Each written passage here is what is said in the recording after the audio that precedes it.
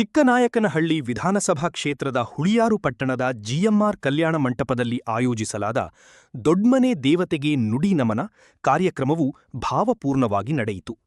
ಕಾರ್ಯಕ್ರಮದಲ್ಲಿ ಜೆಡಿಎಸ್ ಶಾಸಕಾಂಗ ಪಕ್ಷದ ನಾಯಕರು ಹಾಗೂ ಜನಪ್ರಿಯ ಶಾಸಕರಾದ ಶ್ರೀ ಸುರೇಶ್ ಬಾಬು ಸಿಬಿ ಅವರು ಭಾಗವಹಿಸಿ ಪಟ್ಟನಾಯಕನಹಳ್ಳಿಯ ಶ್ರೀ ಗುರುಗುಂಡ ಬ್ರಹ್ಮೇಶ್ವರ ಸ್ವಾಮಿ ಮಹಾಸಂಸ್ಥಾನ ಮಠ, ಸ್ಫಟಿಕಪುರಿ ಮಠದ ಪರಮಪೂಜ್ಯ ಶ್ರೀ ಶ್ರೀ ಶ್ರೀ ನಂಜಾವಧೂತ ಮಹಾಸ್ವಾಮೀಜಿಯವರ ದಿವ್ಯ ಸಾನ್ನಿಧ್ಯದಲ್ಲಿ ಮಾತೃಶ್ರೀ ಚನ್ನಮ್ಮನವರಿಗೆ ನುಡಿ ನಮನ ಹಾಗೂ ಪುಷ್ಪನಮನ ಸಲ್ಲಿಸಿದರು.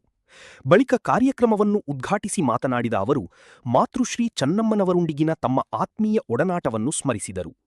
ನಮ್ಮ ತಂದೆ ಎನ್ ಬಸವಣ್ಣಯ್ಯ ಅವರು ನಮ್ಮನ್ನೆಲ್ಲ ಅಗಲಿದ ಸಂದರ್ಭದಲ್ಲಿ ನಮಗೆ ಧೈರ್ಯ ತುಂಬಿದ ಮಹಾನ್ ತಾಯಿ ಶ್ರೀಮತಿ ಚನ್ನಮ್ಮನವರು ನನಗೆ ಅನ್ನ ನೀಡಿ ರಾಜಕೀಯ ಜೀವನಕ್ಕೆ ದಾರಿ ತೋರಿದ ಮಾತೃಸ್ವರೂಪಿಯಾಗಿದ್ದರು ಎಂದು ಅವರು ಭಾವುಕರಾಗಿ ನುಡಿದರು. ಮಾತೃಶ್ರೀ ಚನ್ನಮ್ಮನವರು ಯಾವುದೇ ರಾಜಕೀಯ ಹುದ್ದೆಯನ್ನು ಅಲಂಕರಿಸದೆ ಲಕ್ಷಾಂತರ ಜನರ ಪ್ರೀತಿ ಮತ್ತು ಅಭಿಮಾನವನ್ನು ಗಳಿಸಿದ್ದರು.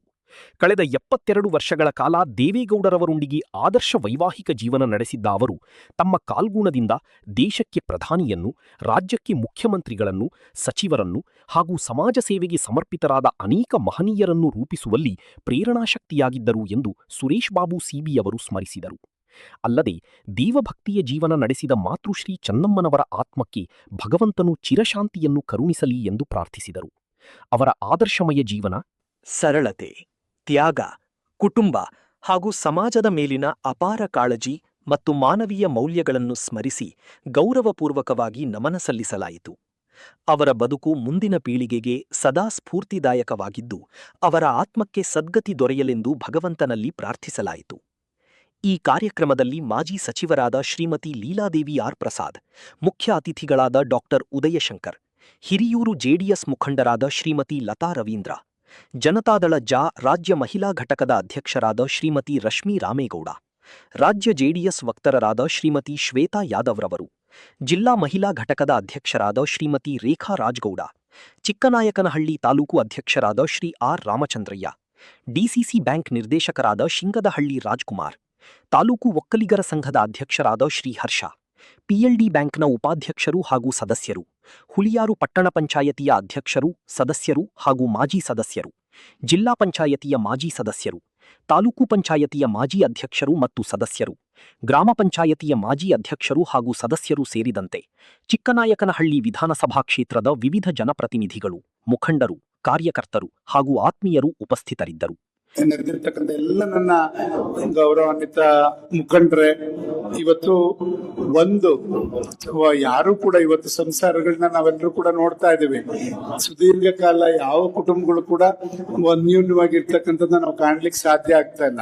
ಆ ನಿಟ್ಟಿನಲ್ಲಿ 72 ವರ್ಷಗಳ ಕಾಲ ತುಂಬ ಒಂದು ಸಾಂಸಾರಿಕ ಜೀವನವನ್ನ ಸಾಗಿಸಿ ಕಳೆದ 10 ದಿನಗಳ ಹಿಂದೆ ನಮ್ಮನ್ನೆಲ್ಲ ಅಗಲದಂತ ಮಾತೃಶ್ರೀ ಚೆನ್ನಮ್ಮನವರ ಒಂದು ನುಡಿ ನಮನ ಕಾರ್ಯಕ್ರಮವನ್ನ ನಾವೆಲ್ಲರೂ ಕೂಡ ಏನಿಟ್ಕೊಂಡಿದ್ದೇವೆ.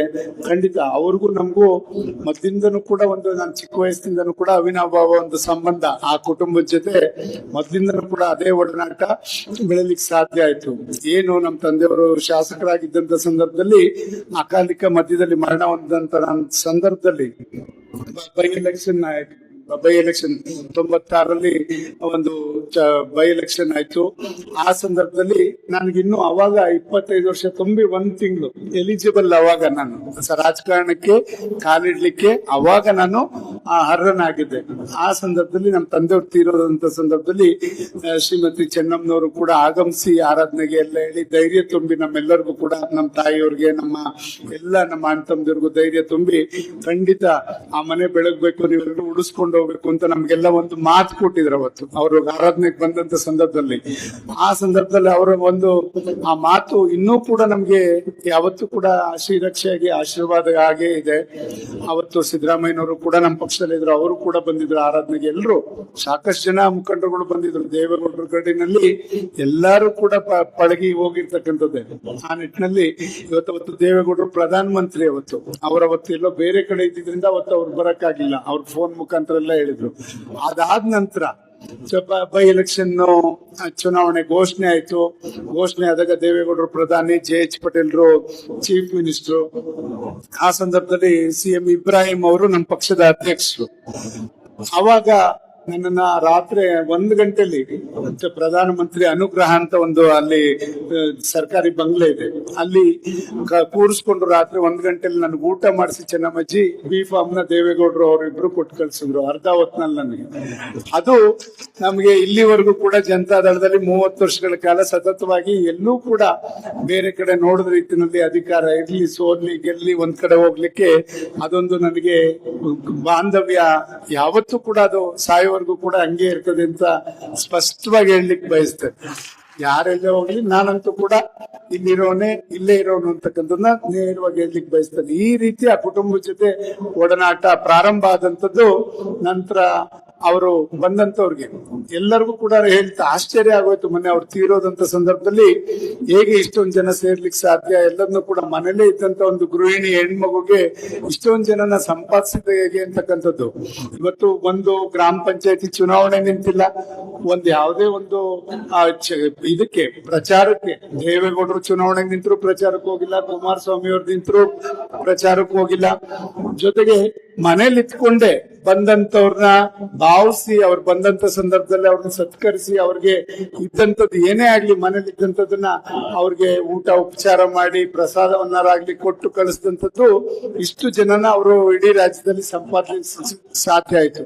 ಅದ್ರ ಜೊತೆಲಿ ಅವ್ರು ತೀರೋದಂತ ಸಂದರ್ಭದಲ್ಲಿ ನಾವು ನೋಡಿದ್ವಿ ಎಲ್ಲರನ್ನು, ಮುಖ್ಯಮಂತ್ರಿಗಳ ಆದಿಯಾಗಿ ಎಲ್ಲಾ ಪಕ್ಷದ ಮುಖಂಡರುಗಳು ಬಂದ್ಯಾರೆ ಅಂದ್ರೆ ಆ ಮನೆಗೆ ಎಲ್ಲರೂ ಕೂಡ ಬಂದು ಅವರಿಂದ ಏನಾರು ಒಂದ್ ಸ್ವಲ್ಪ ಸೇವಿಸಿ ಹೋದಂತವ್ರೆ, ಅವರ ಆತಿಥ್ಯವನ್ನು ಸೇವಿಸಿ ಹೋಗಿರೋದ್ರಿಂದನೇ ಇವತ್ತು ಮುಖ್ಯಮಂತ್ರಿಗಳ ಆದಿಯಾಗಿ ಎಲ್ಲರೂ ಕೂಡ ಅವರ ಒಂದು ಆತ್ಮಕ್ಕೆ ಶಾಂತಿಯನ್ನು ಕೊಡ್ದಂಥದ್ದನ್ನ ನಾವು ನೋಡಿದಾಗ ಯಾರಿಗೂ ಕೂಡ ದ್ವೇಷ ಇಲ್ಲ, ಯಾರ ಬಗ್ಗೆನೂ ಕೂಡ ಅಸೂಯೆ ಇಲ್ಲ, ಯಾರನ್ನು ಕೂಡ ಭಿನ್ನಾಭಿಪ್ರಾಯ ಹೊರಗಡೆನೂ ಮಾಡಿಲ್ಲ.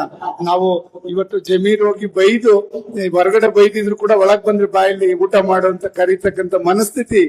ನಾವೇನಾದ್ರು ನಮಗೆ ಯಾರು ದ್ವೇಷ ಮಾಡಿದ್ರೆ ಅಂದ್ರೆ ಅವ್ನ ಮಕ ನೋಡಕ್ಕೂ ಇಷ್ಟಪಡಲ್ಲ ಕೆಲವರು, ಆದ್ರೆ ಬಾ ಊಟ ಮಾಡುವಂತ ಕರೀತಕ್ಕಂತ ಒಂದು ಮನೋಭಾವ ಅವ್ರು ಬೆಳೆಸ್ಕೊಂಡಿದ್ರಲ್ಲ, ಅದು ಅವ್ರನ್ನ ಅಷ್ಟು ಎತ್ತರಕ್ಕೆ ತಗೊಂಡೋಗ್ಲಿಕ್ಕೆ ಸಾಧ್ಯ ಆಯ್ತು.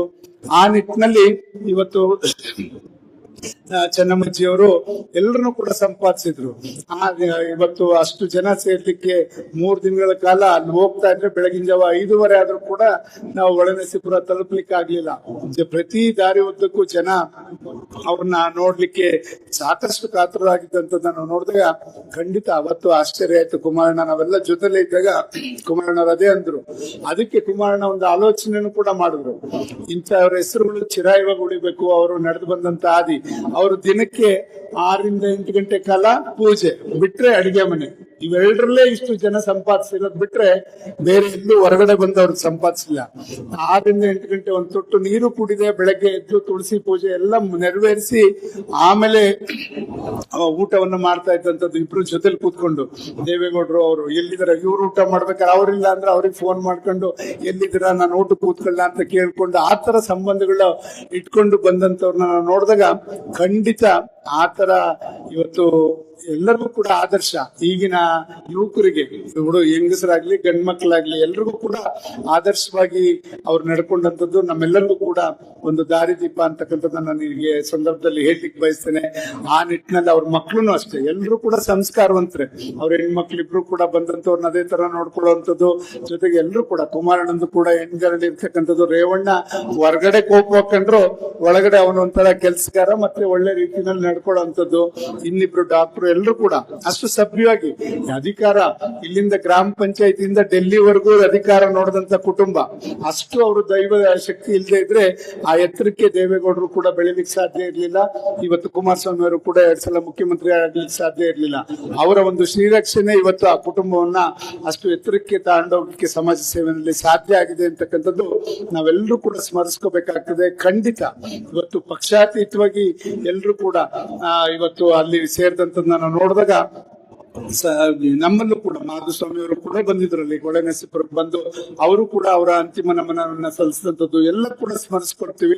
ಖಂಡಿತ ಇವತ್ತು ಅದನ್ನ ಒಂದು ಏನ್ ಮಾಡಿದರೆ ಕುಮಾರಣ್ಣಂದು ಒಂದು ವಿಶಾಲವಾದ ಮನಸ್ಸಲ್ಲಿ ಆಲೋಚನೆ ಮಾಡಿ ಒಂದು ರಂಗನಾಥ ಸ್ವಾಮಿ ಬೆಟ್ಟದ ತಪ್ಪಲಲ್ಲಿ ಒಂದು 50 ಎಕರೆ ಜಮೀನಲ್ಲಿ ಅಲ್ಲಿ ಒಂದು ಎಲ್ಲ ಅವರ ಎಲ್ಲ ಆದರ್ಶಗಳು ಮತ್ತೆ ಅಲ್ಲಿ ಮ್ಯೂಸಿಯಂ ಮಾಡ್ತಕ್ಕಂಥದ್ದು, ಅಲ್ಲಿ ಬೇರೆ ಬೇರೆ ರೀತಿಯಲ್ಲಿ ಔಷಧಿ ಸಸ್ಯಗಳನ್ನ ಬೆಳೀತಕ್ಕಂಥದ್ದು, ಮತ್ತೆ ವೇದ ಶಾಸ್ತ್ರದ ತರಬೇತಿಗಳು ಎಲ್ಲ ಹಲವಾರು ರೀತಿಯಲ್ಲಿ ಅವ್ರ ಗೋಶಾಲೆಗಳು ಈ ತರ ಎಲ್ಲ ತೆರಿಬೇಕು ಅಂತ ಯಾವತ್ತೂ ಕೂಡ ಅದು ಚಿರಾಯವಾಗಿ ಉಳಿಬೇಕು ಅವ್ರ ಹೆಸರು ಅಂತಕ್ಕಂಥದ್ದು ಒಂದು ಅಲ್ಲೇ ಮಣ್ಣು ಮಾಡೋದಕ್ಕೂ ಕೂಡ ಅವರು ಆಲೋಚನೆ ಮಾಡಿದ್ರು. ಖಂಡಿತ ಅವ್ರ ಕುಟುಂಬ ಎಲ್ಲ ಒಪ್ಪಿ ಇವತ್ತು ಅಲ್ಲಿಯೇ ಭೂಮಿ ಇರ್ತಕ್ಕಂಥವ್ರು ಕೂಡ ಧಾರಾಳವಾಗಿ ಎಲ್ರು ಕೂಡ ಭೂಮಿಯನ್ನ ನೀಡಿದಂಥದ್ದು ಇದೆಲ್ಲ ನೋಡಿದಾಗ ಖಂಡಿತ ಅವ್ರು ಮಾಡಿರ್ತಕ್ಕಂಥ ಒಳ್ಳೆ ಸೇವೆ ಇದೆಲ್ಲದನ್ನು ಕೂಡ ಇವತ್ತು ನಾವೆಲ್ಲರೂ ಕೂಡ ಸ್ಮರಿಸ್ಕೋಬೇಕಾಗ್ತದೆ.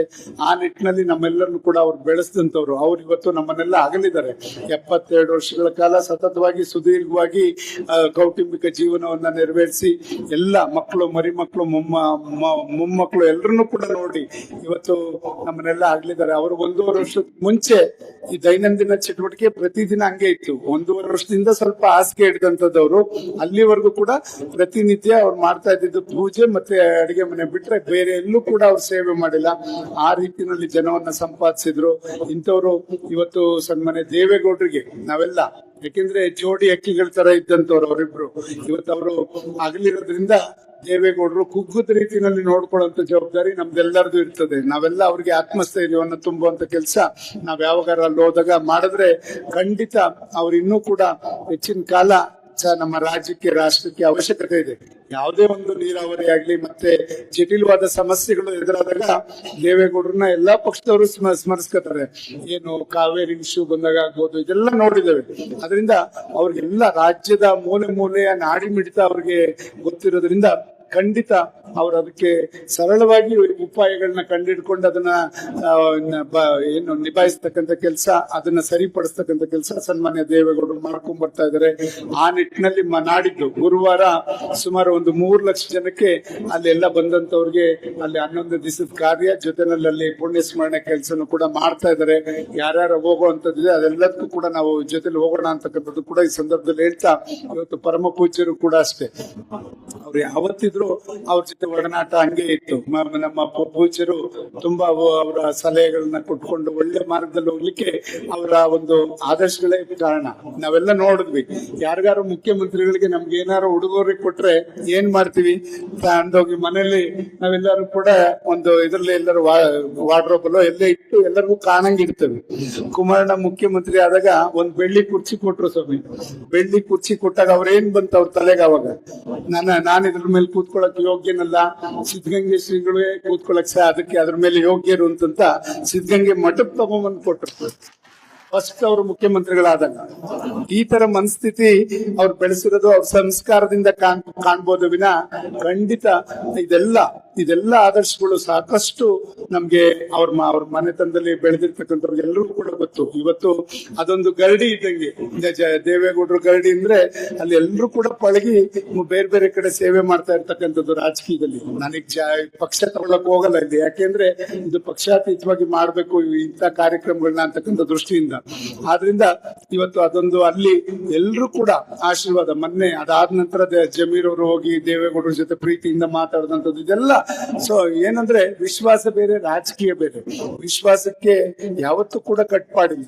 ನನಗೂ ಕೂಡ 1-2 ಸಲ ಅಂತ ಇಕ್ಕಟ್ಟಿನ ಪರಿಸ್ಥಿತಿಗಳು ಬಂತು. ಯಾಕೆಂದ್ರೆ ನಮ್ಮ ಪಕ್ಷದಲ್ಲಿ ಇದ್ದಂತವ್ರು ಚಂದ್ರರಾಜ ಸ್ವಾಮಿ ಇವರೆಲ್ಲ, MP ಪ್ರಕಾಶ್, ನಮ್ಮ ಸಂತೋಷ್ ಲಾಡ್ ಇವರೆಲ್ಲ ಪಾರ್ಟಿ ಬಿಟ್ಟು ಹೋಗಕ್ ಹೋದ್ರು. ನಾವು ಈಚೆ ಹೋಟ್ಲಲ್ಲಿ ಒಳಗಡೆ ಇದಾರೆ, ಈಚೆ ಕಾರಲ್ಲಿ ಕೂತ್ಕೊಂಡು ಏನ್ ಇಂಥ ಪರಿಸ್ಥಿತಿ, ಅವ್ರನ್ನ ಕರೆಯಕ್ ಆಗ್ತಾ ಇಲ್ಲ, ಬರಲ್ಲ ಅವ್ರು ಯಾರು ಮುಂದಕ್ಕೆ ಹೋಗ್ಬಿಟ್ಟಿದ್ದಾರೆ. ನಾನು ಅವ್ರ ಜೊತೆ ಹೋಗೋ ಮನ್ಸು ನನಗಿಲ್ಲ.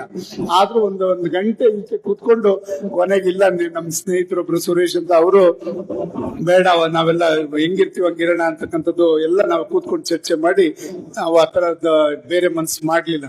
ಆಮೇಲೆ ನಮ್ಮ ವಾಸಣ್ಣನೂ ಅಷ್ಟೇ, ವಾಸಣ್ಣ ಹೋಗ್ಬೇಕಾದ್ರೆ ಕೂಡ ಅದೇ ಇಕ್ಕಟ್ಟು. ಯಾಕಂದ್ರೆ ಸ್ನೇಹ ವಿಶ್ವಾಸ ಹಂಗಿತ್ತು. ವಿಶ್ವಾಸ ಬೇರೆ ರಾಜಕೀಯ ಬೇರೆ ಅಂತ ಅವ್ರಿಗೆಲ್ಲ ಹೇಳಿ ರಾಜಕೀಯವಾಗಿ ನಾವು ಕೊನೆವರೆಗೂ ಇರ್ತಕ್ಕಂಥದ್ದು ಈ ಕುಟುಂಬದ ಜೊತೆನೆ ಇಲ್ಲೇ ಇರ್ತಕ್ಕಂಥದ್ದನ್ನ ನಾವು ಸ್ಪಷ್ಟವಾಗಿ ಎಲ್ರಿಗೂ ಕೂಡ ಇಡೀ ರಾಜ್ಯಕ್ಕೆ ಒಂದು ಸಂದೇಶ ಕೊಡೋ ರೀತಿಯಲ್ಲಿ ನಾವು ನಡ್ಕೊಂಡಿದ್ದೇವೆ. ಆದ್ರಿಂದ ಇವತ್ತು ಕುಮಾರಣ್ಣ ಡೆಲ್ಲಿಗೆ ಹೋದಾಗ ಇವತ್ತು ಆ ಸ್ಥಾನವನ್ನ ನನಗೆ ಬಿಟ್ಕೊಡಕ್ಕೆ ಮಾಡಿದ್ದಾರೆ ಅಂತಂದ್ರೆ ಅದನ್ನ ಉಳಿಸ್ಕೊಂಡ್ರೆ ಸಾಧ್ಯ. ನಾನು ಇಲ್ಲದೆ ಇದ್ರೆ ಜನತಾದಳದ ಇವಾಗ ಫ್ಲೋರ್ ಲೀಡರ್ನ ಕುಮಾರಣ್ಣ ಅಷ್ಟು ಸರಳವಾಗಿ ಕೊಟ್ಟರು ಅಂತ ದೇವೇಗೌಡರು ಹೇಳಿ ಮಾಡಿದ್ದಾರೆ ಅಂದ್ರೆ ಆ ನಂಬಿಕೆ, ಅವ್ರ ಜೊತೆ ಇರ್ತಕ್ಕಂಥ ಒಡನಾಟ, ವಿಶ್ವಾಸನೆ ಕಾರಣ. ಖಂಡಿತ ಅದಕ್ಕೆ ಧಕ್ಕೆ ಬರದ ರೀತಿಯಲ್ಲಿ ನಮ್ಮ ಕ್ಷೇತ್ರದ ಜನಗಳು ಅಷ್ಟೇ ಯಾವತ್ತೂ ಕೂಡ ಎಲ್ಲರೂ ಒಂದೇ. ನಮ್ಗೆ ಇಲ್ಲಿ ನಾವ್ ಯಾವತ್ತೂ ಕೂಡ ಜಾತಿ ಆಗ್ಲಿ ಬೇರೆದನ್ನು ಮಾಡಕ್ಕೆ ಹೋಗ್ಲಿ, ಎಲ್ಲರೂ ಕೂಡ ಒಂದೇ ಅಂತಕ್ಕಂಥ ಭಾವನೆಯಲ್ಲಿ ಎಲ್ಲರೂ ಕೂಡ ಬೆಳಿಬೇಕು, ಎಲ್ಲರೂ ಒಟ್ಟಾಗಿ ಹೋಗ್ಬೇಕು, ಎಲ್ಲರೂ ನಾವೆಲ್ಲರೂ ಕೂಡ ಒಂದು ಸುಸಂಸ್ಕೃತರಾಗಿ ನಾವು ಸಮಾಜವನ್ನ ಒಂದು ಒಳ್ಳೆ ಹಾದಿನಲ್ಲಿ ಕೊಂಡೊಯ್ಯೋ ರೀತಿಯಲ್ಲಿ ಇವತ್ತು ಚೆನ್ನಮ್ಮನವರ ಹಾದಿನಲ್ಲಿ ನಾವು ಹೋಗ್ಲಿಕ್ಕೆ ಪ್ರಯತ್ನವನ್ನ ಮಾಡೋಣ ಅಂತಕ್ಕಂಥದ್ದನ್ನ ಈ ಸಂದರ್ಭದಲ್ಲಿ ಹೇಳ್ತಾ, ಇವತ್ತು ಏನು ದೊಡ್ಡ ಮನೆ ದೇವತೆಗೆ ನುಡಿ ನಮನ ಅಂತ ಇಡೀ ರಾಜ್ಯದಲ್ಲಿ ಇದು ಜರುಗ್ತದೆ. ಎಲ್ಲಾ ಕ್ಷೇತ್ರದಲ್ಲೂ ಕೂಡ ಮಾಡ್ಲಿಕ್ಕೆ ತೀರ್ಮಾನಗಳು ಮಾಡಿದ್ದಾರೆ. ಪ್ರಥಮವಾಗಿ ನಾವು ಕೂತ್ಕೊಂಡಾಗ ನಾವು ಇದನ್ನ ಚರ್ಚೆ ಮಾಡಿದಾಗ ನಾನೇ ಮೊದಲು ಮಾಡ್ತೀನಿ ಅಂತ ನಾನೇ ಪ್ರಾರಂಭ ಮಾಡಕ್ಕೆ ಪ್ರಯತ್ನ ಮಾಡಿದ್ವಿ. ಖಂಡಿತ ಇದು ಯಾಕೆಂದ್ರೆ ಅಂತ ಆದರ್ಶ ಪುರುಷರು ಮಹಿಳೆಯರು, ಇಂದಿರಾ ಗಾಂಧಿ ಬಿಟ್ರೆ ಸೆಕೆಂಡ್ ಇವ್ರಿಗೆ ಇಷ್ಟೊಂದು ಜನ ಸೇರಿದ್ದು ಅಂತ ಇಡೀ ರಾಷ್ಟ್ರದ ಸೆಂಟ್ರಲ್ ಇದು ಫೈನಾನ್ಸ್ ಮಿನಿಸ್ಟರ್ ಕೂಡ ಕುಮಾರಣ್ಣ ಜೊತೆ ಅರ್ಧ ಗಂಟೆ ಮಾತಾಡಿದ್ರು. I never seen like this lady anywhere ಎಲ್ಲ ಆತರ ಎಲ್ಲ ಹೇಳ್ದಂತನ್ನ ನೋಡಿದ್ರೆ ಖಂಡಿತ ಇಂದಿರಾ ಗಾಂಧಿ ಅವರು ಅಂದ್ರೆ ಪ್ರಧಾನಿ ಆಗಿದ್ರು, ಅವ್ರಿಗೆ ಪಾಪ್ಯುಲಾರಿಟಿ ಇತ್ತು. ಚೆನ್ನಮ್ಮಜ್ಜಿಯವ್ರ ಮನೆ ಬಿಟ್ಟು ಈಚೆ ಬಂದಿಲ್ಲ, ಇಷ್ಟು ಜನ ಹೆಂಗ್ ಸಂಪಾದನೆ ಮಾಡಿದ್ರು ಅನ್ನೋದೇ ಎಕ್ಸ್ಟ್ರಾ ಪ್ರಶ್ನೆ ಎಲ್ಲರಿಗೂ. ಆ ರೀತಿನಲ್ಲಿ ಅವರೆಲ್ಲ ಒಂದು ಒಳ್ಳೆ ರೀತಿಯಲ್ಲಿ ಉತ್ತಮ ರೀತಿಯಲ್ಲಿ ಹೋಗ್ತಕ್ಕಂಥದ್ದು ನಾವೆಲ್ಲ ಕೂಡ ಅನುಸರಿಸಬೇಕಾಗತ್ತೆ. ಯಾರು ಒಳ್ಳೆ ಕೆಲಸ ಮಾಡ್ತಾರೋ ಅಂತದನ್ನ ಆದರ್ಶವಾಗಿ ನಾವು ತಗೊಂಡ್ರೆ ಖಂಡಿತ ನಾವು ಒಂದು ಒಳ್ಳೆ ಹಾದಿನಲ್ಲಿ ಹೋಗ್ಲಿಕ್ಕೆ ಸಾಧ್ಯ ಆಗ್ತದೆ. ಈ ನಿಟ್ಟಿನಲ್ಲಿ ನಿಮ್ಮ ಎಲ್ಲ ಜೀವನ ಸಾಗಣ. ಯಾರು ಕೂಡ ಶಾಶ್ವತ ಅಲ್ಲ. ಇದ್ದಂತ ಸಂದರ್ಭದಲ್ಲಿ ಏನ್ ಮಾಡಿದ್ವಿ, ಏನ್ ಬಿಟ್ಟೋದ್ವಿ ಅದು ಮುಖ್ಯ ಆಗ್ತದೆ ವಿನಾ ನಾವು ಬದುಕಿದಾಗ ಯಾವ ತರ ನಡ್ಕೊಂಡ್ವಿ ಅಂತಕ್ಕಂಥದ್ದು ಮುಖ್ಯ ಆಗ್ತದೆ.